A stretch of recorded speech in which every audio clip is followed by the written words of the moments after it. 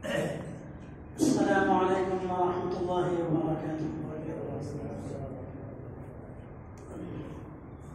الحمد لله نحمده ونستعينه ونستغفره ونؤمن به ونتوكل عليه ونعوذ بالله من شرور أنفسنا ومن سيئات أعمالنا.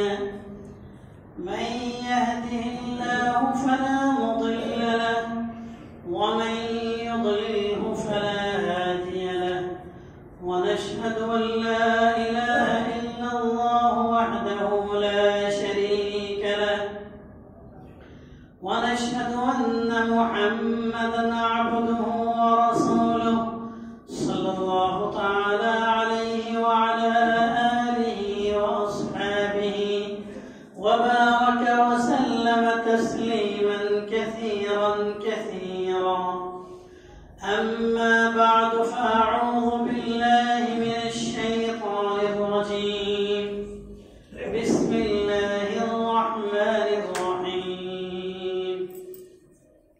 يا أيها الذين آمنوا لا تتخذوا اليهود والنصارى أولياء بعضهم أولياء بعض ومن يتولهم منكم فإنه منهم إن الله لا يهدي القوم الظالمين. وعن أبي سعيد الخدري رضي الله تعالى عنه قال: قال رسول الله صلى الله عليه وسلم: من رأى منكم منكرا فليغيره بيده، فإن لم يستطع فبلسانه، فإن لم يستطع فبقلبه، وذلك أضعف الإيمان. آمنت بالله صدق الله مولانا العظيم وصدق رسوله النبي الكريم، ونحن على ذلك من الشاهدين والشاكرين، والحمد لله رب العالمين.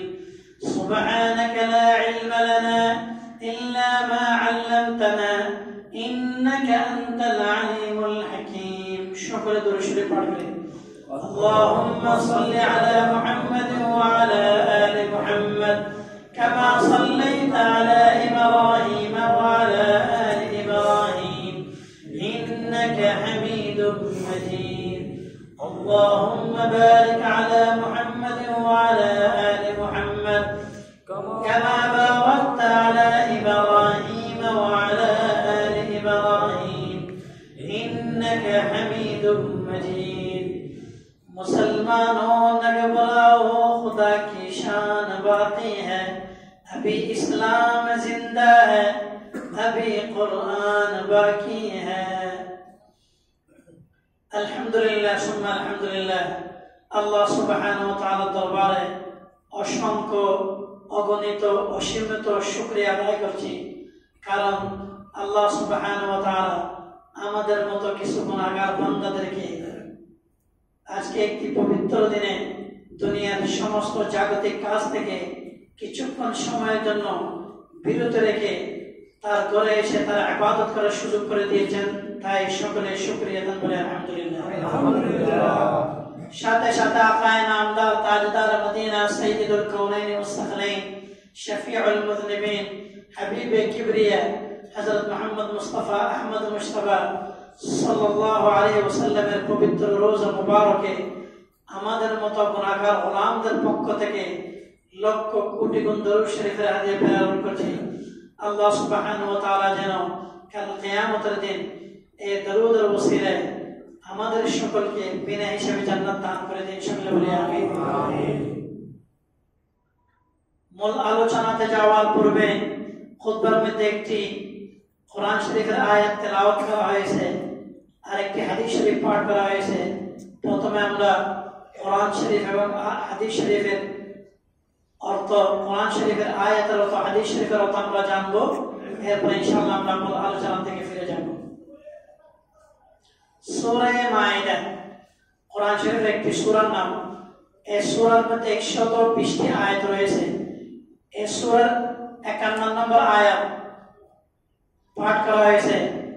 আল্লাহ সুবহানাহু ওয়া তাআলা বলেন, মুসলিম জাতিকে সতর্ক করতেছেন এই আয়াতের মধ্যে।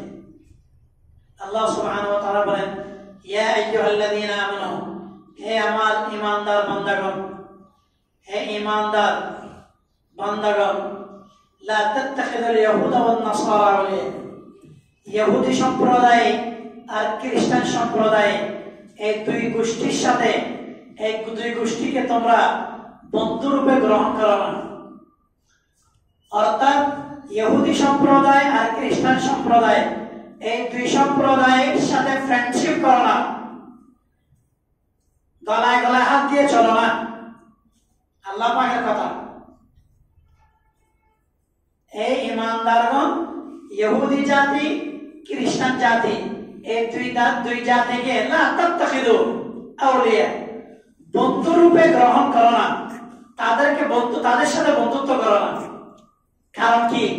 বা'যুহুম আউলিয়া বা'দ, এরা ঠিক আছে, ইহুদি খ্রিস্টান লোকে ঠিক আছে, খ্রিস্টান ইহুদি লোকে ঠিক আছে, সূরা সূরা খালাতো ভাই, সূরা সূরা খালাতো ভাই, এরা ঠিক আছে, এরা ঠিক আছে।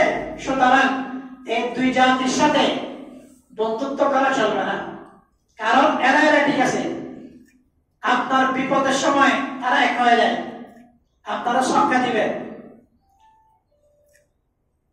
তারপরেও কেউ হয়ে যেতে চায় মুসলমান, তাদেরকে সতর্ক করেছেন সামনের আয়াতে, ওয়ামান ইয়াতাওয়াল্লাহু মিনহুম ওয়ামান ইয়াতাওয়াল্লাহু মিনকুম ফাইন্নাহু মিনহুম। তোমাদের মধ্যে, তারপরও তোমাদের মধ্যে কেউ যদি তাদেরকে বন্ধু বানিয়ে নেয়, আমার কথা না শোনে, আল্লাহ পাক বলতেছেন ওয়ামান ইয়াতাওয়াল্লাহু মিনকুম ফাইন্নাহু মিনহুম। তারপরেও আমি তো নিষেধ করলাম এই দুই জাতির সাথে ফ্রেন্ডশিপ করা যাবে না, তারপরেও আমার কথা ভালো না লাগলে তোমাদের মধ্যে থেকে, মুসলমানদের মধ্যে থেকে কেউ যদি তাদের সাথে বন্ধুত্ব করে, আল্লাহ পাক কি বলেন?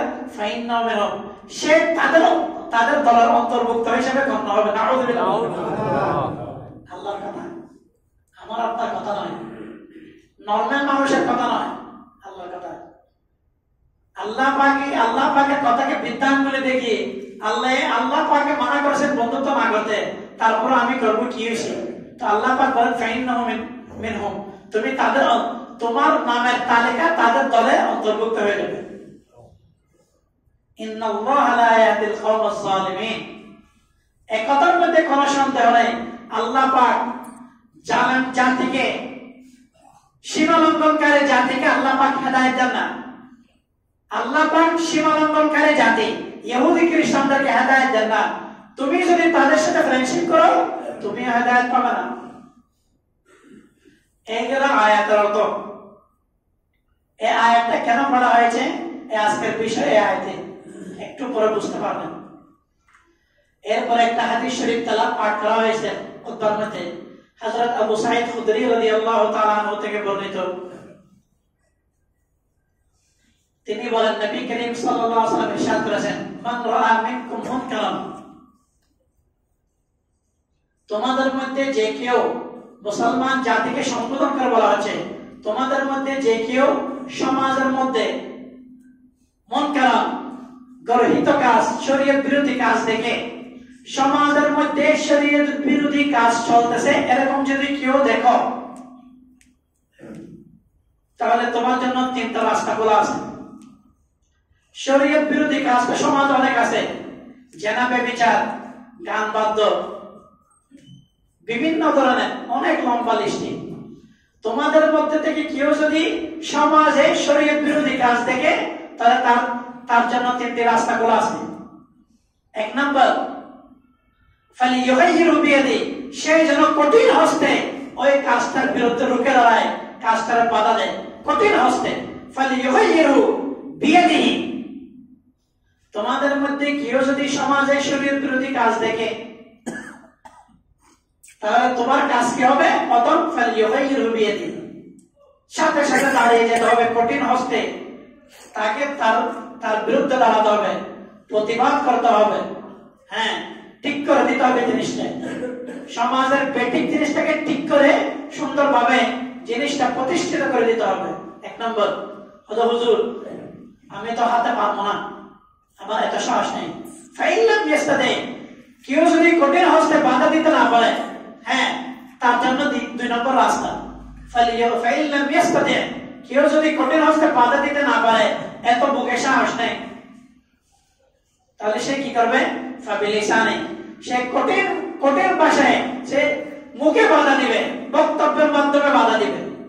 হাতে বাধা দিতে না পারলে এত সাহস নেই, মনের মধ্যে দুর্বলতা, সরাসরি আমি দাঁড়াতে পারবো না, প্রতিবাদ করতে পারবো না, আমার আত্মীয় স্বজনরা করতেছে কাজটা, 2 নম্বরের কাজটা, আমি বাধা দিতে পারবো না, তাহলে আপনার জন্য 2 নম্বর রাস্তা ফাবিলিসানে, আপনি মুখের ভাষার মাধ্যমে প্রতিবাদ করুন, বাধা দিন, বক্তব্যের মাধ্যমে, সমাবেশের মাধ্যমে, মিছিল মিটিং এর মাধ্যমে, প্রেস কনফারেন্সের মাধ্যমে, প্রেস ক্লাবে গিয়ে বক্তৃতার মাধ্যমে বাধা দেন। হয়তো হুজুর আমি এটাও পারবো না, তার জন্য 3 নম্বর রাস্তা খোলা আছে। ফাইল্লাম ইয়াস্তাতি, সে যদি এটাও না পারে, ফাবিকলবি, তাহলে সে মনে মনে ওই কাজটাকে ঘৃণা করবে, ওই কাজটাকে ঘৃণা করবে। অর্থাৎ এই শব্দের ব্যাখ্যা অনেক মুহাদ্দিসিন কেরাম করেছেন, সে মনে মনে সেটার থেকে দূরে যাওয়ার পরিকল্পনা করবে। ফাবিকলবি ওয়াযালিকা আযআফুল ঈমান, এই 3য় পদ্ধতিটা দুর্বল ঈমানদার আলামত। তাহলে প্রথম দুই পদ্ধতিটা সবল ঈমান আলামত। তাহলে মোটামুটি কি হাদিসের সারমর্ম বলে, সমাজের মধ্যে খারাপ কাজ দেখা দিলে কয়টা রাস্তা করা আছে? 3টা। প্রথম রাস্তা কি? সরাসরি কঠিন হস্তে বাধা দিতে হবে। দরকার হলে লাঠি সোটা নেন, বন্দুক নেন, অস্ত্র তুলে নেন, শত্রু যে জিনিস নিয়ে এসে সেই জিনিস নেন, অথবা তার চেয়ে বড় জিনিস নেন।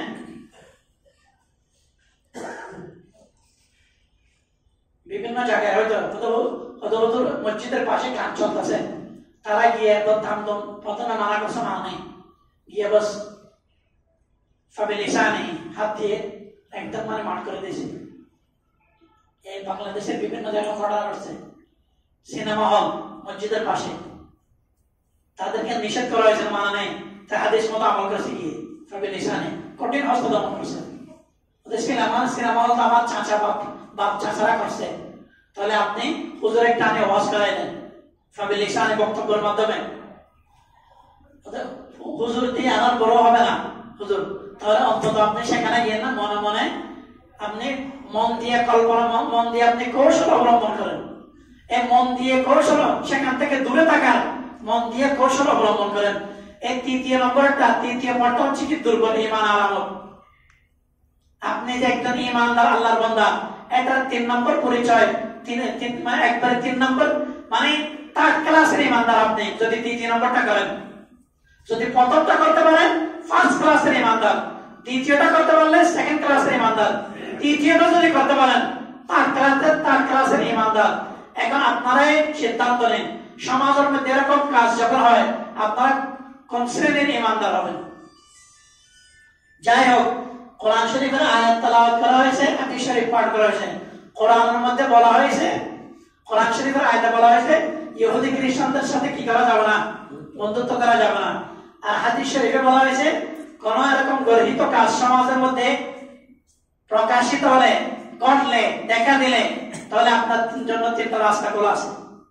এই হাদিস আর কোরআন পড়ার উদ্দেশ্য, আজকের বিষয় হচ্ছে আমাদের দেশে ইদানিং বাংলাদেশে যারা সংবাদ খবর রাখে তারাও জানেন, অনেকে জানেন না, ইসকন নামে একটা ইহুদি চক্রান্ত দেশের মধ্যে ছড়িয়ে ছিটিয়ে আছে। পুরো দেশকে, পুরো বিশ্বকে অশান্তির মধ্যে রেখেছেন এই ইসকন।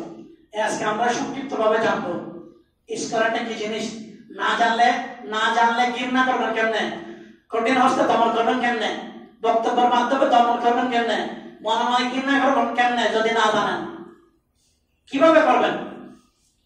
এই ইসকন এটা হচ্ছে কি শর্ট ভার্সন, এদের সংক্ষিপ্ত নাম ইংরেজি ইসকন। তাদের একটা লম্বা নাম আছে, ইসকন এটা হচ্ছে কি সংক্ষিপ্ত নাম। এর ফুল নাম হচ্ছে এর পরিপূর্ণ নাম হচ্ছে international society for Krishna consciousness. এটারে সংক্ষিপ্ত করে তারা রাখে ISKCON. International society for Krishna consciousness, এটার বাংলা অর্থ হচ্ছে আন্তর্জাতিক কৃষ্ণ ভাবনামৃত সংঘ। আন্তর্জাতিক কৃষ্ণ মানে কৃষ্ণ, হরে কৃষ্ণ, কৃষ্ণকে নিয়ে গবেষণা করা কৃষ্ণ ভাবনা সংগঠন। আন্তর্জাতিক, আঞ্চলিক নয়, আন্তর্জাতিক। তাহলে ইসকন একটা সংগঠন নাম। যেমন হেফাজত ইসলাম, ইসলামটা যারা হেফাজত করে একটা সংগঠনের নাম, বুঝছেন কিনা? তবলিগ একটা সংগঠনের নাম, বুঝছেন কিনা? এরকম বিভিন্ন ধরনের খ্রিস্টান মিশনারি, এরকম ইসকন এটা একটা হচ্ছে কি আন্তর্জাতিক লেভেলের, আঞ্চলিক লেভেল নয়, আন্তর্জাতিক কাকে বলা হয়? যেটা বিশ্বের সাথে সম্পর্ক, তারা আন্তর্জাতিক বলা হয়। আন্তর্জাতিক কট্টর চরমপন্থী উগ্রপন্থী একটা সংস্থার নাম, তার নাম দিয়েছে ইসকন। আন্তর্জাতিক কট্টরপন্থী উগ্রপন্থী চরমপন্থী একটা সংগঠনের নাম ইসকন। তার সংক্ষিপ্ত নাম ইসকন ও লম্বা নাম ওটা আন্তর্জাতিক কৃষ্ণ ভাবনা মিলিত সংঘ। অর্থাৎ কৃষ্ণকে নিয়ে আমরা গবেষণা করব, এরকম সংগঠন। এই সংগঠনটি প্রতিষ্ঠা করার মূল, এর সংগঠনের পিছনে হচ্ছে কি ইহুদিরা। 1966 সালের 13 জানুয়ারি, মনে রাখবেন, এখন তো 2024, 2000 আগে তো 1900 ছিল। 1966 সালের 13 জুলাই আমেরিকার নিউ ইয়র্কে, ভারত নয়, আমেরিকার নিউ ইয়র্কে কিছু ইহুদিরা মিলে একজন হিন্দু সন্ন্যাসীরে দিয়ে, সাইনবোর্ড হিসাবে হিন্দু সন্ন্যাসীরে দিয়ে এই সংগঠনটি তারা প্রতিষ্ঠা করেছিল। সংগঠনের মূল জিনিস ইহুদির হাতে, কিন্তু ইহুদিরা তারা প্রতিষ্ঠা করে নাই। তারা সাইনবোর্ড হিসাবে একজন লোকটা আবার তাদের দলের না, ভারতের লোক, কলিকাতার টালিগঞ্জের এক লোক। তার লম্বা নাম, সংক্ষিপ্ত নাম হচ্ছে কি স্বামী প্রভু। তার নাম কি স্বামী প্রভু, হিন্দু, কলিকাতার টালিগঞ্জের একজন লোক। তার নাম হচ্ছে কি স্বামী প্রভু। সে বিদেশে লেখাপড়া করতে গেছে। এখন তারে দিয়ে ইহুদিরা কি করছে? এশিয়ার মধ্যে তো শয়তানি শুরু করতে হবে। আমরা ইহুদিরা অন্য রাষ্ট্রে শয়তানি শুরু করছি। এখন এশিয়ার মধ্যে তো ইহুদিরা সরাসরি আসতে পারতেছে না। একটা কাজ করি, তাদের লোক দিয়ে করি। কথা বুঝছেন কিনা? এই স্বামী প্রভুরে নিয়ে 1966 সালের 13 জুলাই তারা এই সংগঠনটি প্রতিষ্ঠা করলেন, ইসকন। এই সংগঠনটি প্রায় বিশ্বের 108টি রাষ্ট্রের মধ্যে এদের কার্যক্রম চালু আছে। 108টি রাষ্ট্রের মধ্যে দেখেন গোপনে তবলিগের সাথে পাল্লা দিতেছে। তবলিগ তো আলহামদুলিল্লাহ বিশ্বের প্রত্যেক রাষ্ট্রতে তবলিগ আল্লাহ পাক রহমে পৌঁছে গেছে। আলহামদুলিল্লাহ বলেন না? এই ইসকন তো এটা বাতিল তবলিগ আর কি, এদের তবলিগ। 108টি রাষ্ট্রের মধ্যে এই ইসকনের কার্যক্রম চালু আছে। এমনকি নানা দেশে তারা অনেক সময় সন্ত্রাসী কর্মকাণ্ডের কারণে নানা দেশে, বিভিন্ন দেশে এরা বহুবার সন্ত্রাসী কর্মকাণ্ডের কারণে তারা বিতর্কিত হয়েছিল, যার কারণে অনেক দেশে তাদেরকে নিষিদ্ধ ঘোষণা করছে। তোরা আমাদের দেশে থাকবি, তোদের কাজ করবি, আবার ডিস্টার্ব করস না। 108 দেশের মধ্যে অনেক দেশে তাদেরকে নিষিদ্ধ করেছে। কারণ কি? তোরা ভালো মতো থাক, অন্য লোকদের মতো এখানে ডিস্টার্ব করে কেন? সন্ত্রাসী করা, তাদের সন্ত্রাসী কর্মকাণ্ডের কারণে তাদেরকে অনেক রাষ্ট্রে নিষিদ্ধ করা হয়েছে। আফগানিস্তানে নিষিদ্ধ, ইরানে নিষিদ্ধ, সিঙ্গাপুরে নিষিদ্ধ, সৌদি আরবে নিষিদ্ধ, তুর্কিস্তানে নিষিদ্ধ। এই সংগঠনটা আমাদের বাংলাদেশে আসে ডিস্টার্ব শুরু করে দিয়েছে। বাংলাদেশ 92% মুসলমান দেশ। আমরা বাংলাদেশের মুসলমানরাও চাই, আমাদের সকলে একটা দাবি, এই সংগঠনটি এই দেশে নিষিদ্ধ করা হোক, ঠিক কিনা? হুজুর আপনি নিষিদ্ধ করার কথা বলছেন, এরা কাজটা কি করে একটু বলবেন না? সামনে আসতেছে এমনি আপনি বয়ানের মধ্যে বলতেছেন, পরিচয়টা দিচ্ছেন সংগঠনের, এদের কাজটা কি? নিষিদ্ধ করা একটা কাজ তো করতে হবে। ছেলে যখন বেশি ডিস্টার্ব করে, বাপের রাগ করে কি ওরা তোরে তেজ্য করবো, এরকম কয় কিনা? চাচায় কয় তুমি এরকম করছো কেন আমার বাতিটারে, এর অপরাধের তালিকাটা দেখো, এই জন্য কইছেন। এই ইসলামকে নিষিদ্ধ করার দাবি আমরা বাংলাদেশ থেকে জানাচ্ছি বর্তমান অন্তর্বর্তীকালীন সরকারের কাছে। তার কারণটা কি? কারণটা দেখেন ইসলামে কি করছে। এদের মূল 10টা উদ্দেশ্য, অনেক উদ্দেশ্য আছে, সবগুলো বলা সম্ভব নয়। সংক্ষিপ্ত ভাবে 10টা উদ্দেশ্যের কথা বলবো। এরা কিরকম ভয়ঙ্কর শয়তান সংগঠন, এরকম সংগঠন নাই এই পৃথিবীতে। এদের মোট 10টা কারণ, 10টা টার্গেট, 10টা মাস্টার প্ল্যান আছে এদের। 1 নম্বর,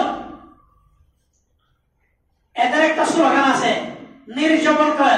এদের প্রত্যেক মন্দিরের মধ্যে, আমাদের মসজিদে তো লা ইলাহা ইল্লাল্লাহ মুহাম্মাদুর রাসূলুল্লাহ লেখা থাকে, এদের প্রত্যেক মন্দিরের মধ্যে একটা স্লোগান লেখা আছে, নির্যাতন করো, নির্যাতন করো আজই সকল ভুবন, আজই সকল ভুবন, আজই সকল ভুবন মানে আজকে সকল পৃথিবী। এটা বাংলায় কইছে আজই সকল ভুবন নির্যাতন করো। নির্যাতন মানে মুসলমান, যারা নিরামিষ বেশি খায় না, আমিষ খায়, তাদেরকে নির্যাতন বলে। নির্যাতন মানে মুসলমান।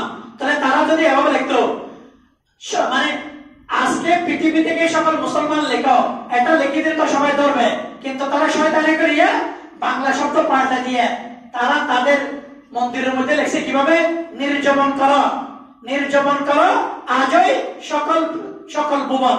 তার বাংলা অর্থ হচ্ছে কি, মানে আজকে থেকে পুরো পৃথিবী মুসলমান মুক্ত করো। নাউযুবিল্লাহ। মধু বলে বিষ খাওয়াইতেছে, মধু বলে বিষ খাওয়াই দিতেছে। নির্যাতন করো মানে মুসলমানকে, আজ মানে আজই সকল ভুবন, এটা তো বুঝতে পারতেছেন, আজই সকল ভুবন, আজকে থেকে সকল পৃথিবী, আজই সকল ভুবন নির্যাতন করো। মানে নিরামিষ, আমরা তো মুসলমানরা শুধু আমিষ খাই, তারা না নিরামিষ খায়। হ্যাঁ, নির্যাতন মানে মুসলমান, এই স্লোগান অর্থ। মোটামুটি তাদের দাবি হচ্ছে পৃথিবীতে কোনো মুসলমান নিধন করা, মুসলমান থাকতে পারবে না। 1 নম্বর উদ্দেশ্য মাস্টার প্ল্যান। 2 নম্বর, মুসলমানকে যদি ইয়া করতে না পারে, অন্তত তাদের পার্সেন্টেজটা কমায় আনে। তাদের মুসলমান মনে আজকে বাংলাদেশটা এক সময় ছিল শতকরা 95% মুসলমানদের দেশ, এখন 92-তে চলে আসছে। কিছুদিন পর হবে 85%, আর কিছুদিন পরে 80%। এরা ওদের সবাই বেশি বেশি শাদী করে বাচ্চা জন্ম দাও। মুসলমানদেরকে নিধন করতে না পারলো, হ্যাঁ মুক্ত করতে না পারলো, তাদের পার্সেন্টেজটা কমায় আনে, এটা উদ্দেশ্য। আমরা তো সংখ্যালঘু, আমরা সংখ্যাগরিষ্ঠ হয়ে যাই, সংখ্যাগরিষ্ঠতার সাথে আমরা পারবো না, আমরা সংখ্যালঘু, তাহলে আস্তে আস্তে পার্সেন্টেজ কমায় মুসলমানদের, তখন আমরা পারবো। 2 নম্বর কারণ। 3 নম্বর কারণ হচ্ছে এরা বাংলাদেশকে বিশ্বের দরবারে জঙ্গি রাষ্ট্র হিসেবে পরিণত করতে চায়। 4 নম্বর কারণ, এরা বাংলাদেশের মধ্যে অশান্তি সৃষ্টি করে, বাংলাদেশকে পার্শ্ববর্তী সীমান্ত যত রাষ্ট্র আছে তাদের সামনে শত্রু বানিয়ে দিতে চায়। 5 নম্বর কারণ, এরা কোনোভাবে সাংবাদিকতার মাধ্যমে হোক, মিডিয়ার মাধ্যমে হোক, কোনোভাবে তারা প্রশাসনের ভিতরে ঢুকে এই দেশের শান্তি নষ্ট করে দিতে চায়। এটা 5 নম্বর। 6 নম্বর হচ্ছে এরা চট্টগ্রামকে আলাদা মুক্ত করে তাদের আলাদা রাষ্ট্র পরিণতি, এদের মানে প্রোগ্রাম, এদের মনের মানে একটা কৌশল, চট্টগ্রামকে আলাদা তাদের রাষ্ট্র পরিণত করে দিতে চায়। এগুলো 6 নম্বর। 7 নম্বর হচ্ছে কি, সাধারণ হিন্দু সাধারণ হিন্দু আর মুসলমানের মধ্যে উস্কানিমূলক কথা বলে দাঙ্গা লাগাই দিতে চায়। 7 নম্বর 8 নম্বর হচ্ছে দেখেন, এরা সাধারণ হিন্দু যারা আছে তাদের মন্দির দখল করে করে দেখেন না, এদের মন্দির প্রায় 50,000 উপরে মন্দির আছে সারা পৃথিবীতে এই ইস্কনের। এরা কি করে, সহজ সরল হিন্দু মুসলমানদের মন্দির দখল করে তাদের জায়গা জমি নিজের নামে করে নেয় না। হাজার হাজার উদাহরণ। 9 নম্বর, এরা বাংলাদেশের ব্যবসায়িক পরিমণ্ডলকে নষ্ট করে দিতে চায়।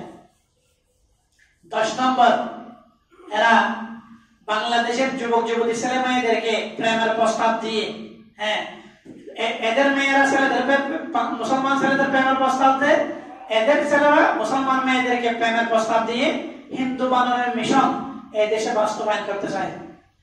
এরকম একটা সংগঠনকে আপনারা কি নিষিদ্ধ না করতে চান, কি নিষিদ্ধ করতে চান বলুন? মানে পৃথিবীতে কেউ থাকতে পারবে না, মুসলমান পৃথিবীতে কোন মুসলমান থাকতে পারবে না, শুধু অন্যান্য ধর্ম থাক, অন্যগুলো বাদ দিলাম। প্রথম কারণ যেটা আছে, নিধন করা আজ সকল ভুবন, মানে আজকে থেকে সারা পৃথিবীকে মুসলমান মুক্ত করো। এটা তো আমাদের ইসলাম ধর্ম শিক্ষা দেয় না। আমাদের ইসলাম ধর্ম কি বলে, সবাই থাকো, সবাই থাকো মিলেমিশে। শুধু এটা না, আমাদের ইসলাম ধর্ম বলে কাউকে মুসলমান করার জন্য বাধ্য করো না, এটাও বলে লা ইকরাহা ফিদ্দীন। এই আমাদের ধর্ম। তোমরা তারা হিন্দু থাকো, বৌদ্ধ থাকো, খ্রিস্টান থাকো, মুসলমান যেন চাপাচাপি করি না, তাদের মন চাইলে হবে। এটা আমাদের ইসলামের শিক্ষা দেয়, সবাই মিলেমিশে থাকো, খাওয়া দাওয়া করো, এক দেশে থাকো। কিন্তু তারা কয় কি, পূবন থেকে মুসলমান নিধন করো। দেখছেন হুজুর আকরাম সাল্লাল্লাহু আলাইহি ওয়াসাল্লাম যুগে এরকম মুসলমানদেরকে ফু দিতে আইছে। মুসলমান তো দূরে গেছে, তার মুখ ফুলে গেছে। মুসলমান তো দূরে যায় নাই, সে ইসলাম ধর্মের চারাকটাকে ফু দিতে আইছে। চারাকটা নেমে নাই, বরং তার টুট কি হয়ে গেছে, চলে গেছে। এও তোমাদের স্লোগান কাজ হবে না। 2019 সালের ঘটনা, চট্টগ্রামের 2019 সাল, এখন তো 2024। 2019 সালের চট্টগ্রামের একটা মুসলমানদের স্কুলে গেছে, এরা বিরিয়ানির প্যাকেট নিয়ে গেছে। এই স্কুল বিরিয়ানির প্যাকেট সুন্দর করে পাস করে স্কুলে গেছে, মুসলমানদের স্কুলে। যাওয়ার পরে ছোট ছোট শিশুদেরকে, ছেলে মেয়ে সবাইকে দাঁড় করে বিরিয়ানির প্যাকেট দিছে। খাও খাও, সবাইকে আনন্দ, হ্যাঁ তোমাদের জন্য আমরা খাবার আনছি।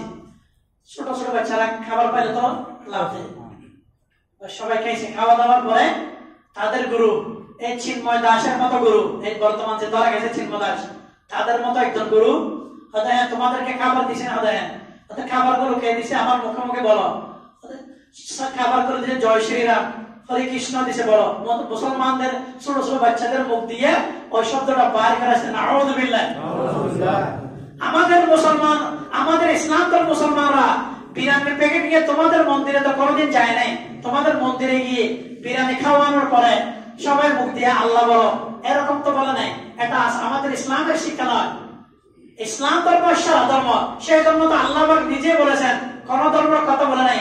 ইন্নাদ দীনা ইনদাল্লাহ ইসলাম, ইসলাম ধর্মই আমার প্রিয় ধর্ম, স্বয়ং আল্লাহ পাকের ঘোষণা। সুবহানাল্লাহ।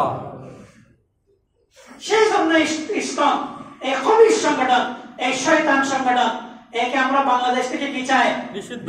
বাংলাদেশে এরা থাকতে পারবে না। সৌদি আরব যদি নিষিদ্ধ করতে পারে, ইরান পারে, তোরা এখানে ডিস্টার্ব করবে আমরা জানি, একদম নিষিদ্ধ। আমাদের বাংলাদেশেও তারা এই শয়তানের দেশ শুরু করেছে। নবী করিম সাল্লাল্লাহু আলাইহি ওয়াসাল্লাম 53 বছর কষ্ট সহ্য করেছেন। 53 বছর কষ্ট সহ্য করেছেন। 10 বছর মদিনাতে গিয়ে যুদ্ধ করেছেন। সব সময় সবর করলে হয় না, যুদ্ধও করতে হবে। এটা আল্লাহ নবীর জীবনে, আল্লাহ নবীর বয়স হয়েছিল 63 বছর। 10 বছর মদিনা, 53 বছর মক্কায়। 53 আর 10 63, 53 বছর কাফেরদের অন্যায় সহ্য করেছিল। 53 পরে হিজরত করে গেছেন। আল্লাহ পাকে ঘোষণা করলেন, আর সহ্য নাই, এখন আপনি প্রতিরোধ করুন। ঠিক তেমনি ভাবে 15 বছর আমরাও এই দেশের মধ্যে অন্যায় সহ্য করেছি, আর সহ্য করা যাবে না। এখন প্রতিরোধ করার সময় এসেছে কিনা? ইহুদি খ্রিস্টানরা ভারতবর্ষ থেকে, ব্রিটিশরা ভারত থেকে গেছে, তাদের বীজ রেখে গেছে। ভারত 200 বছর ভারত শাসন করে, তারা গেছে গা, কিন্তু বীজ রেখে দিয়েছে। কাদিয়ে নেই, তাহলে হাদিস, বেদাতি, অমুক তমুক, এই জালেম সরকার গেছে গা, এখানে দেশের মধ্যে বীজ রেখে গেছে। ঠিক কিনা? এই বীজটা কোন সময় ইসলামের নামে সারা দেয়, কোন সময় আনসার বাহিনীর নামে সারা দেয়, কোন সময় সংখ্যালঘুর নামে সারা দেয়, কোন সময় এই বিভিন্ন ধরনের বাহানা দিয়ে সারা দিতে দেয় বীজ। এই বীজকে ইনশাআল্লাহ সাধারণ বাংলাদেশের মুসলমান যারা তারা এই বীজের সাথে প্রতিরোধ করে তারা দাঁড়িয়ে যাবে ইনশাআল্লাহ। আল্লাহ সুবহানাহু ওয়া তাআলা আমাদের সকলকে সুন্দরভাবে মিলেমিশে থাকার তৌফিক দান করুন। ওয়া আখিরু দাওয়ানা আলহামদুলিল্লাহি রাব্বিল আলামিন। 4 রাকাত সুন্নাত আমরা আদায় করে